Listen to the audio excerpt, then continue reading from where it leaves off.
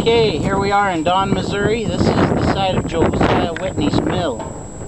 Right behind this yield sign, if you can see that, that's where Josiah Whitney had a mill in 1838. You can see the modern day bridge here, but there used to be a passage here. This was the southern southern path, or the southern route for the Mormons to come in from back east, Kirtland, and they were on their way this way to far west, Hauns Mill, Almond, and Josiah Whitney would take the weapons away from the Mormons as they would cross his bridge or here, kind of like an old troll.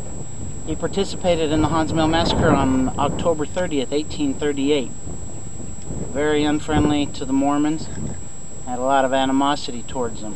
So there's an old wise tale, little story about him getting into an argument with some of the Mormons, and they ended up somehow he pushed their wagon down into the creek here.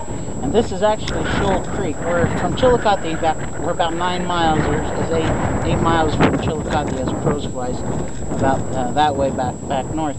But this is actually, that bridge is on Shoal Creek. We're 14 miles from Hauns Mill, where the massacre took place, where when Josiah Whitney participated, there were 240 men that went to Hauns Mill from Chillicothe, and he was one of the 240 that killed 17 Mormons there on October 30th, 1838.